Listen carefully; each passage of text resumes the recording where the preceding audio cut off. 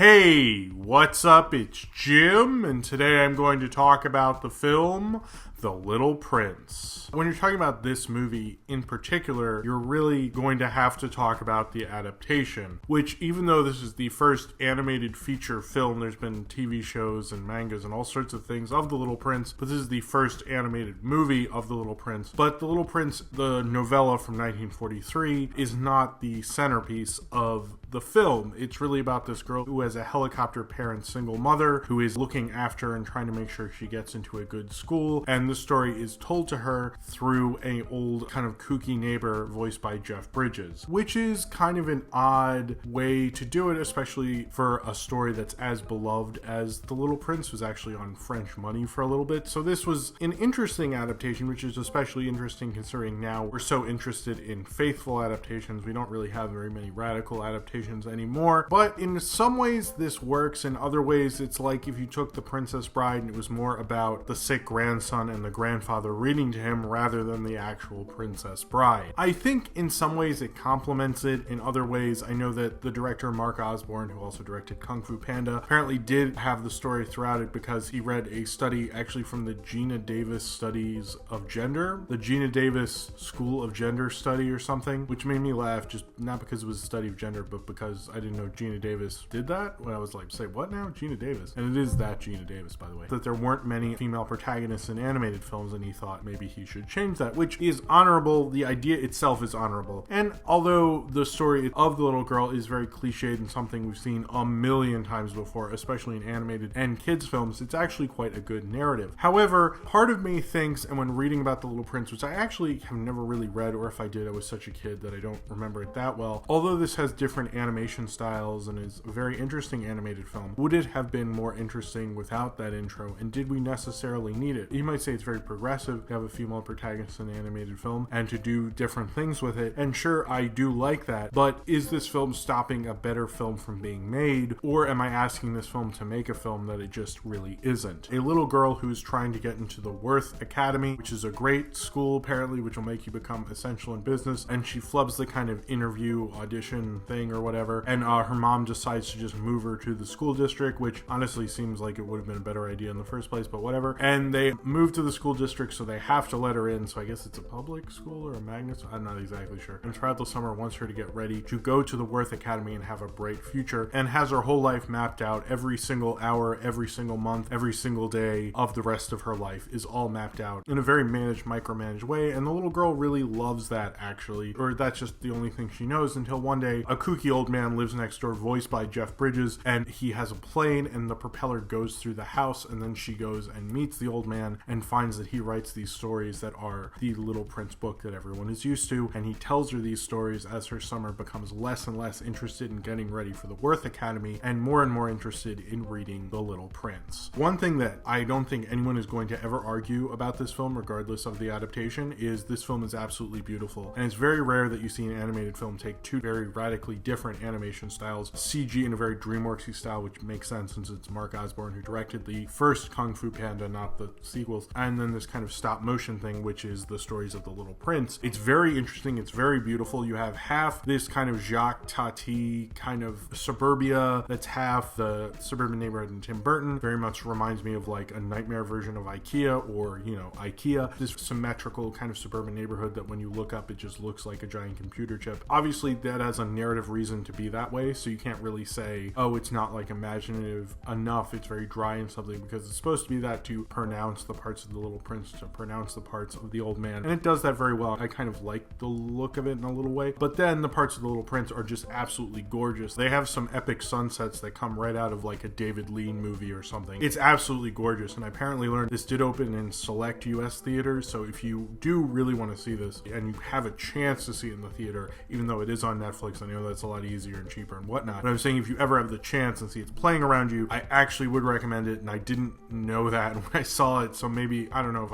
I probably wouldn't have, but it's gorgeous enough that it would be worth it, especially if you like the movie. It's very beautiful looking, and I think Mark Osborne, the Kung Fu Panda movies don't really get as much claim as maybe they should. They often get forgotten about because they're DreamWorks, but Mark Osborne, most of the Kung Fu Panda films are fairly well directed, but Mark Osborne did a very great job, and this is really kind of a big triumphant kind of auteurish animated film, and it was actually the most successful French animated film abroad. It actually did do well everywhere despite getting its US release canceled, which is quite odd since it was like so successful in so many places. It made almost $100 million overseas. But the idea of this adaptation, I think, with the little girl and her story, it is very much that story that even goes back to like Hook or something, where it's like, oh, don't care as much about business, care about imagination and life. And then you sit there and go, oh, well, I've heard this story a million times, and that's a great baby boomer morality tale, especially since most of the millennials will have to work until they die and will never reap the rewards to be able to like make a decision like that. So it's kind of just like a cruel joke that you played on us growing up in our childhoods. However, I think The Little Prince actually does that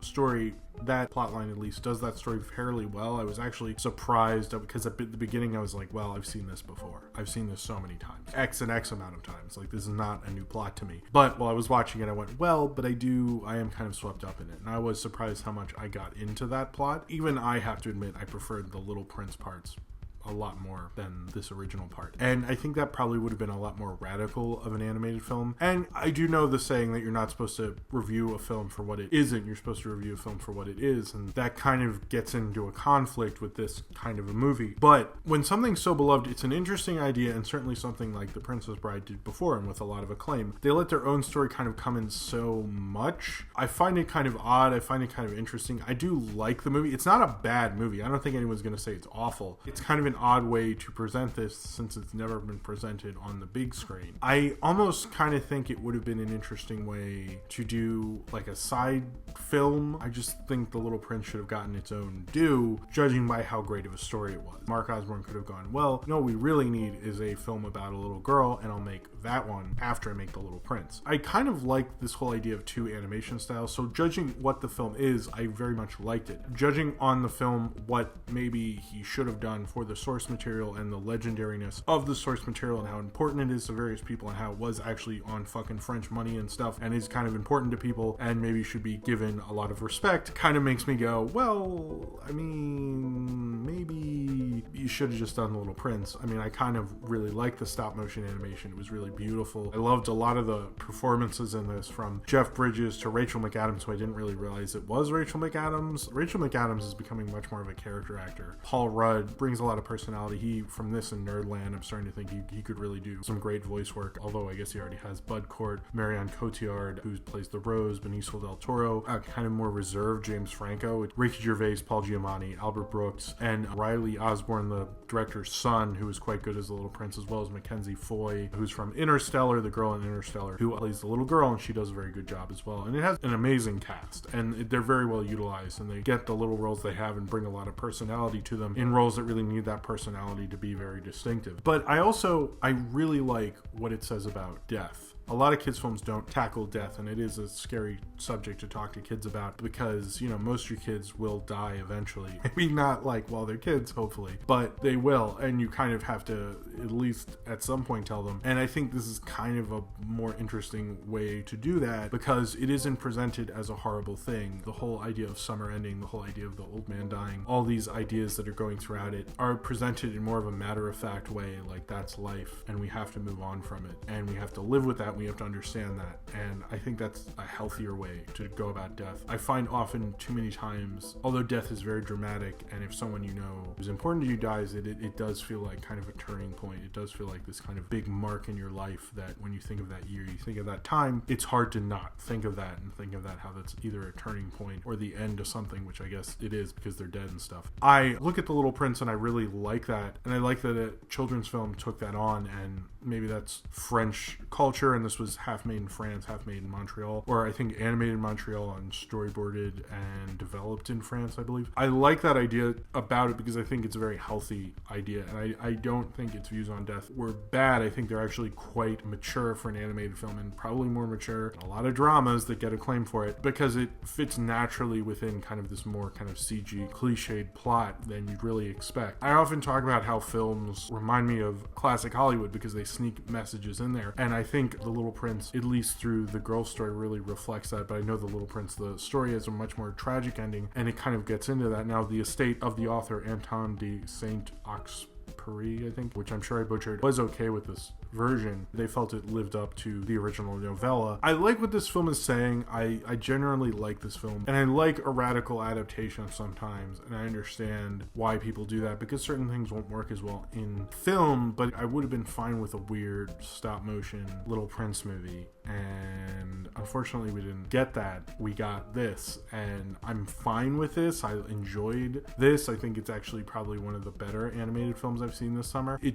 does make me wonder, well, what if? And I think it leaves the door open for someone to eventually do a very traditional, faithful adaptation of The Little Prince. And maybe that's fine with Mark Osborne as a director, and he got to do his own stamp and different take on it. And he definitely did that, and no one's going to deny that. But I think when something's so beloved, and it wasn't like the parts with The Little Prince weren't working and needed it, it often felt like I wanted to go more back to that. I liked those parts a lot more than his story, which the story was by him, but was written by one of the same writers as Box Trolls, and that it was a fine story, but it just didn't live up to a legendary novella like that. And those were my favorite parts, and I think those are probably most people's favorite parts, are the stop motion parts and the parts of The Little Prince, not the parts of this new story that they inserted within it. And I think they kind of miscalculated a little bit, but I still find it a very good movie, and it's probably a more interesting adaptation that I can leave going like, I respect what they did and I like that they did it. It kind of makes me wonder what else could have been done. In terms of a movie, it's kind of like, you know, Ralph Bakshi's Lord of the Rings or something, where it's a fine movie. I enjoy it somewhat, but it can tell it leaves the door open for a more definitive adaptation. And maybe for some of you growing up, it will be, but I feel like at some point someone could bring The Little Prince to a more definitive adaptation and not need to modernize it in a lot of ways. Because if you look at things like Adventure Time, if you look at how crazy animation has gotten, like if part of the reason was to kind of get modern audiences in and kind of soften the blow, I don't think this film necessarily needed that, and The Little Prince story necessarily needed that. But what we got from all that was a really entertaining, really great little animated film, and I think kids and adults and everyone would quite love it. It does feel a little long, and it has a kind of end part that gets those dark kind of kids films from the 80s that you didn't think they made anymore. It gets very much into that. It feels very Gilliam, almost like kind of his stuff from Monty Python's Meaning of Life, but also very Gilliam, but also very like solo Gilliam as well. It does a lot of interesting things in it, and it's quite a watch of an animated film, but it does make me think about why it adapted it that way and what it's really accomplishing by doing that. But while you're watching the film, I think you can appreciate a very beautiful and wonderful animated film that can whisk you away with The Little Prince, just like this little girl spent her whole summer being whisked away with The Little Prince. And it kind of almost can remind you of falling in love with a book, just like everyone has fallen in love with The Little Prince. And that's kind of a wonderful thing to watch, even if it isn't the greatest adaptation that they possibly could have made. So if you have seen The Little Prince and you would like to talk about it, then comment below in the comments and subscribe if you would like to.